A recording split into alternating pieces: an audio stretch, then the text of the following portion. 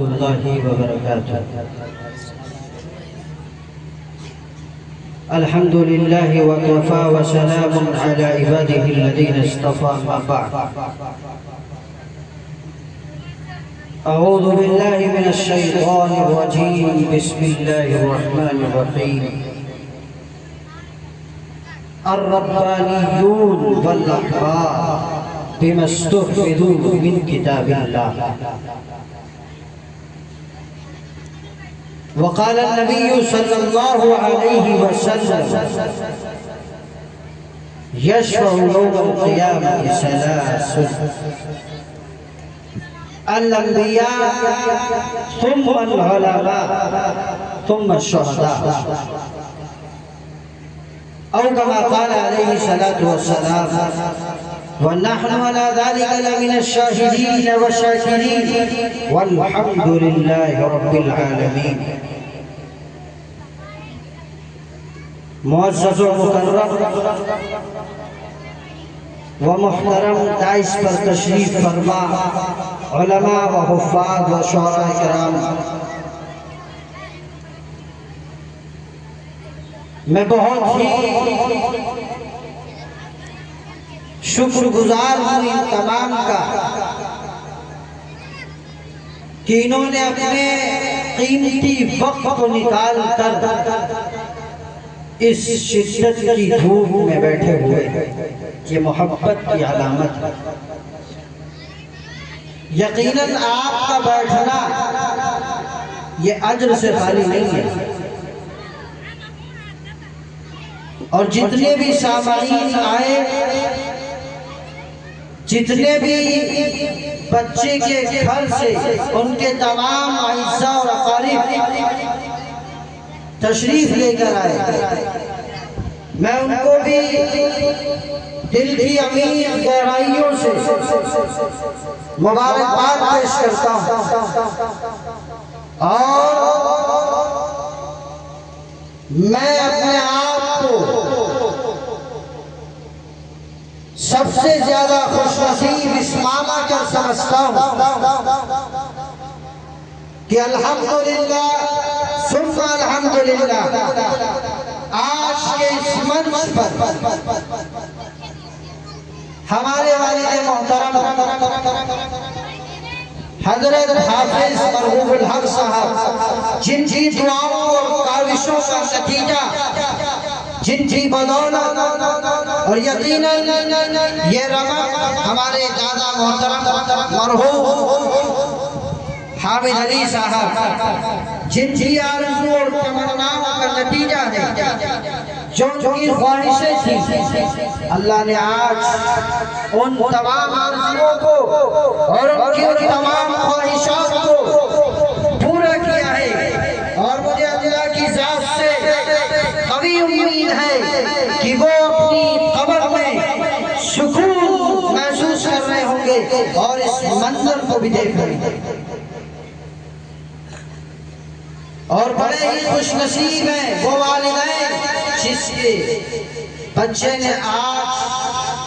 قرآن کریم کی تکمیل ہونی ہے۔ جس طریقے سے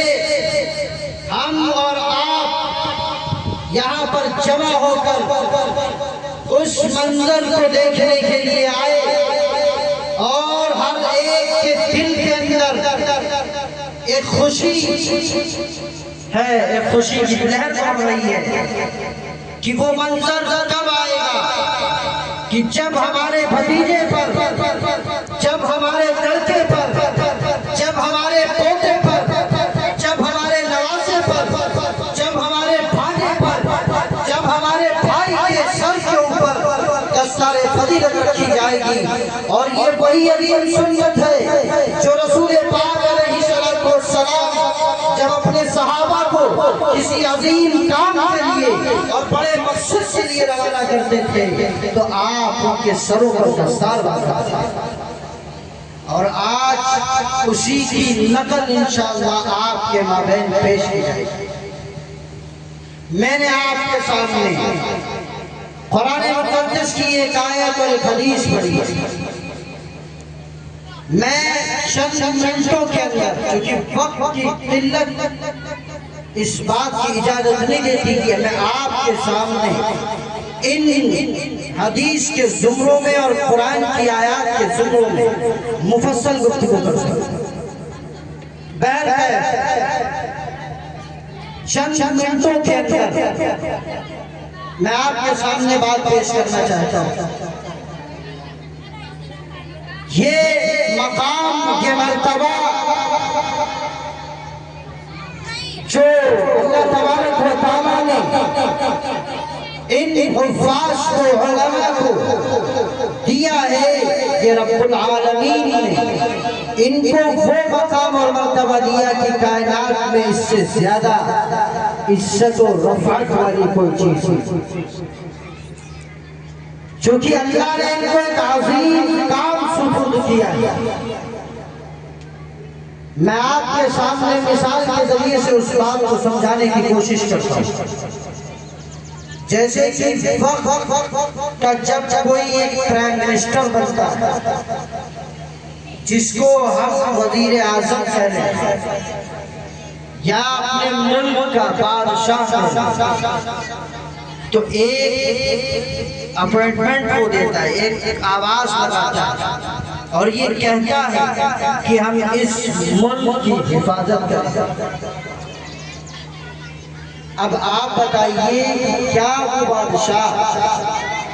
ملک کی حفاظت خود کرتا؟ ملک کی چاروں جانب کی سرحدوں پر وہ خود جاتا ہے؟ نہیں. اب وہ نوجوانوں کا انتخاب کرتا ہے اور آرمی کے اندر ان کا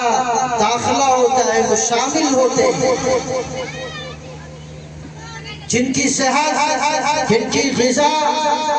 جن کی باڈی، ہر ایک چیز اچھی سے اچھی بنانے کی کوشش کی جاتی ہے. اور جب وہ اس مرحلے میں پاس ہوتے ہیں تو ملک کی چاروں جانب کی سرحدوں پر جوانوں کو کھڑا کر دیا جاتا ہے. اور بادشاہ یہ کہتا ہے کہ اس ملک کی حفاظت کا ذمہ ہم اپنے سر پہ لیتے ہیں.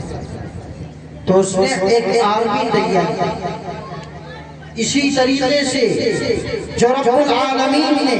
قرآن کریم کے اندر فرمایا اِنَّا نَحْنُ نَزَّلْنَا الذِّكْرَ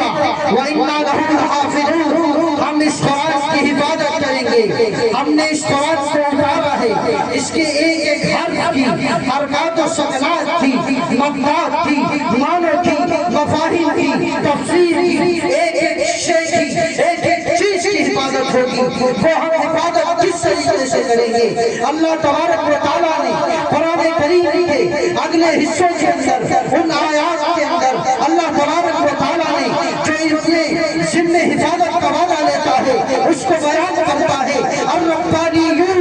والاحبار، یہ اللہ والے اور یہ بڑے عالم بما استحفظوا، ان کی ذمہ داری ہے من کتاب اللہ، یہ اللہ کے کتاب کی حفاظت کرنا. یہ اللہ کے کتاب کی حفاظت کریں گے. تو ان کو معمولی کوئی نہ سمجھے.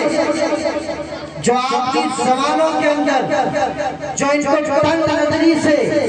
اور جو ان کو حقیر سمجھتے ہیں، میں ان کو قاعدے سے سمجھا دینا چاہتا ہوں کہ تمہاری کیا حیثیت ہے کہ تم ان پر انگلی اٹھاؤ گے جن کے مقام کو، جن کے مرتبے کو بیان کرنے کے لیے اللہ نے قرآن کریم کے اندر ان کے لیے آیت کو اتار کر ان کے مقام کو بیان کیا. اور اس نے اپنے سب سے زیادہ شہید لاڈلے نبی جو سب سے زیادہ تمام مخلوقات میں تمام شے کے اندر پسندیدہ تھی، اس کے ذریعے سے ان کے مقام کو بیان کیا اور فرمایا خیرکم من تعلم القرآن، کہ تم میں سب سے بہتر وہ ہیں جو قرآن کو سیکھ رہے ہیں اور پھر اس کو سکھا رہے ہیں. خبردار، ان کو برا مت کہنا، ان کو تانے مت دینا، دال خوری کا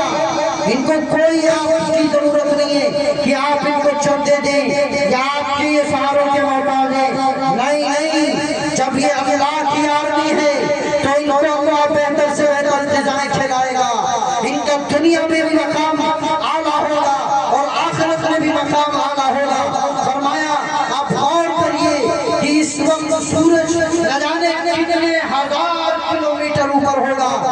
کی تپش کے اندر ہمارے جسموں سے پسینہ نکل رہا ہے، لیکن جب سوارنے کے فاصلے پر سورج آئے گا اور اللہ حساب و کتاب لے رہا ہوگا، ہر انسان قسمہ پرسی کے عالم میں ہوگا، ہر ایک بھاگ رہا ہوگا، اس منظر کو رب العالمین نے قرآن کریم کے اندر بیان فرمایا، یوم یفر المرء من اخیہ وامہ وابیہ وصاحبتہ وبنیہ لکل امرئ منہم یومئذ شأن یغنیہ، کہ ہر ایک دوسرے سے بھاگے گا، شوہر بیوی سے، بیوی شوہر سے، اولاد اپنے باپ سے، اور باپ اپنے اولادوں سے، بچے اپنے ماں سے، اور ماں اپنی بچیوں سے دور بھاگ رہی ہوگی، کوئی کسی کا پرسان حال نہیں ہوگا، ہر انسان قسم پرسی کے عالم ہوگا،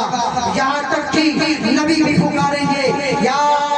ربی امت، یا ربی نفسی نفسی، یا ربی نفسی نفسی، لیکن وہاں پر جو رسول پاک علیہ السلام نے فرمایا کہ دیکھو قیامت کے دن اگر کسی کو شفاعت کا حق ہوگا، جب انسان قسم پرسی کے عالم میں ہوں گے، پریشان ہوں گے، دکھ میں ہوں گے، اور ان کا کوئی پرسان حال نہیں ہوگا، وہ دوڑ رہے ہوں گے، سفارش کرنے والا بھی نہیں ہوگا، وہاں پر کون سفارش کریں گے، کون اٹھیں گے؟ اللہ کی بارگاہ میں کھڑے ہوں گے، جن کو اللہ یہ اختیار دے گا کہ تو انگلی کا اشارہ کرتا چلا جا، میں ان تمام کو بخشتا ہوا چلا جاؤں گا، وہاں کون ہوگا؟ کیا کوئی ڈگری والا ماسٹر ہوگا؟ کیا کوئی انجینئر ہوگا؟ کیا کوئی پروفیسر ہوگا؟ کوئی مکینک ہوگا؟ کیا کوئی الیکٹرانک کام کرنے والا ہوگا؟ نہیں،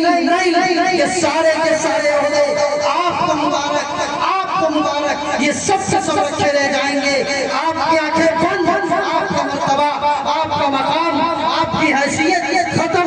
مٹی میں مل گئی، لیکن جب آپ یہاں سے اٹھیں گے، ایک وہ ہے جن کو ہم وقیر سمجھ رہے ہیں، اللہ کے نبی فرماتے ہیں، سنو دنیا والوں، جو تم ان کو تال کھولی کا تانا دے رہے ہو، جو ان کو تنخواہوں کا تانا دے رہے ہو، جنتے کے لیے جائیں تو اپنے چہروں کو منہ پھیر لیتے تھے، دین کے کام کے لیے تم پیچھے ہٹ جاتے تھے، سنو آج کون کھڑے ہوں گے جن کو ہم اختیار دیں گے، جو بخشش مجھ سے کروائیں گے؟ اللہ کے نبی نے فرمایا،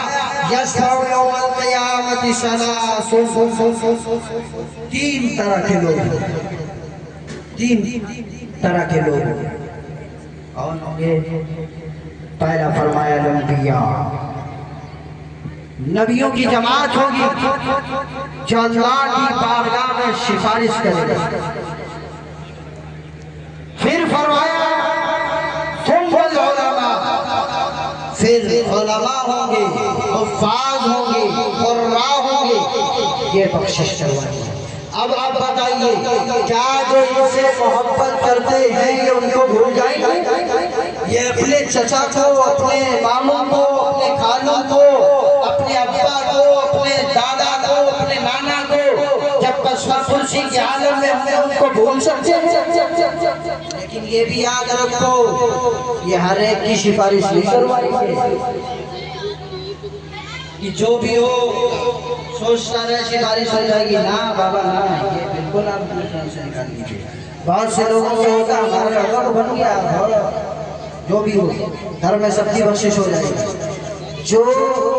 ان سے محبت کرتے ہیں، ان کے حوصلوں کو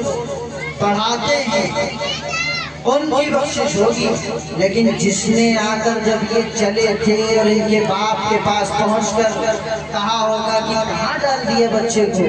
کیا کمائے گا، کیا کھائے گا، 3-4 ہزار ملیں گے، کیا کر لے گا یہ؟ فرمایا ایسے لوگوں کی بخشش نہیں کروائے گا، جنہوں نے جا کر حوصلوں کو پست کیا ہوگا اور تنگ نظری سے ان کو دیکھا ہوگا کہ اب یہ کیا کریں گے، فرمایا ایسے لوگوں کی بخشش یہ نہیں کروا سکتے، اللہ ان کے بارے میں اختیار نہیں دیتا۔ لہذا اگر ہمارے ذہنوں میں یہ بات آئے ہم توبہ کریں فوراً، تو اللہ کے نبی نے فرمایا یشفع یوم القیامت ثلاث، کل قیامت کے دن 3 لوگ کھڑے ہوں گے اللہ کی بارگاہ میں جو سفارش کریں گے، الانبیاء ثم العلماء ثم الشہداء، پہلے انبیاء کی جماعت ہوگی، پھر علماء اور حفاظ اور قراء کی جماعت ہوگی، پھر اس کے بعد شہداء کھڑے ہوں گے، سفارش کریں گے آپ بتلائیے کیا اس سے بڑی ڈگری مل سکتی ہے جس کو جناب محمد رسول اللہ صلی اللہ علیہ وسلم نے ڈگری دے دی ہو؟ آپ اپنی ڈگریوں پر فخر کرتے ہو نا، آپ کی ڈگریاں آپ کے بعد کچھ کام آنے والی نہیں، لیکن ان کا وہ مقام اور مرتبہ ہے کہ یہ چلے بھی جائیں تب بھی ان کے نام اعمال میں قیامت تک اللہ تبارک و تعالیٰ اجر و ثواب لکھتا ہے۔ لہذا ہم اپنے آپ کو بچے نہیں حافظ بنا سکتے ہیں، کم سے کم قرآن کریم کا ناظرہ، قرآن کریم ہر شخص پڑھا ہوا ہوتا، بہت سے بے شمار ہیں نوجوان طبقہ میرے حساب سے جو میں نے جائزہ لیا 90% پڑھا ہوا، اور 90 میں جو 10 پڑھے ہیں 10 میں 2% وہ ہیں جو قرآن کو صحیح پڑھنا جانتے ہیں، اور 8 وہ ہیں جو الٹا سیدھا پڑھتے ہیں، جو تمہیں بھی نہیں سمجھ میں آئے گا کہ کیا پڑھ رہا ہے۔ اب بتائیے جو قرآن ان القرآن یادی للتی ہی اقوم، قرآن لوگوں کی ہدایت کے لیے آیا، یرفع فی ھذا الکتاب اقواما، جو قرآن ہم کو عزت عطا کرے گا، جو قرآن ہم کو بلندیاں عطا کرے گا، جو قرآن ہمارے مقام اور مرتبے کو بڑھائے گا، جس کے ذریعے سے ہماری شان اور شوکت ہوگی، جس کے ذریعے سے زمانے میں ہمارا دبدبہ ہوگا۔ آج ہم نے اس قرآن کو بابائے طاق رکھ دیا، اس قرآن کو ہم نے صرف تعویذ اور گھڑنے کی کتاب سمجھ لیا، اس قرآن کو ہم نے صرف قرآن خانی کی کتاب سمجھا، اس قرآن کو ہم نے یہ سمجھا کہ جب ابا مر جائے بلا کر قرآن پڑھوا دینا، اس قرآن کو ہم نے یہ سمجھا کہ جب دکان کھلے مکان بنے اس کے اوپن کرنے کے لیے مدرسے سے بچے بلوا کر قرآن کو پڑھوا دینا برکت ہو جائے۔ نبی پاک صلی اللہ علیہ وسلم نے فرمایا یرفع فی ھذا الکتاب اقواما، اس قرآن کے ذریعے سے تم عزت پاؤ گے،